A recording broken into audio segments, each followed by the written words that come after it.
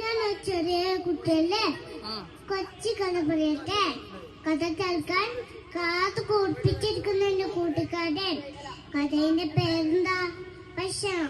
ഒരു ദിവസം നബിയും കൂട്ടുകാരും ഇങ്ങനെ ഇരിക്കായിരുന്നു. അപ്പോൾ ഒരു കൂട്ടൻ ആളുകൾ വന്നു. അവര് പറഞ്ഞു, നബി, എത്ര ഭക്ഷണം കഴിച്ചാലും വയറ് നിറയുന്നില്ല. അപ്പൊ നബി ചോദിച്ചു, നിങ്ങൾ എങ്ങനെയാ ഭക്ഷണം കഴിക്കുന്നത്? ഒറ്റക്കാണോ ഒരുമിച്ചാണോ? അപ്പൊ അവര് പറഞ്ഞു, ഒച്ചക്കൊച്ചക്ക്.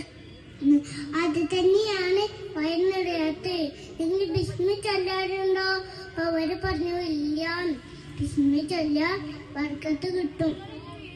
കൂട്ടുകാരെ, നിങ്ങൾക്ക് കഥ ഇഷ്ടായോ? കഥയിൽ എന്താ മനസ്സിലായത്? നിങ്ങളും ഭക്ഷണം കഴിക്കുമ്പോൾ ബിസ്മി ചൊല്ലി തിന്നണം, കൂട്ടമായി തിന്നണം. അസ്സലാമു അലൈക്കും.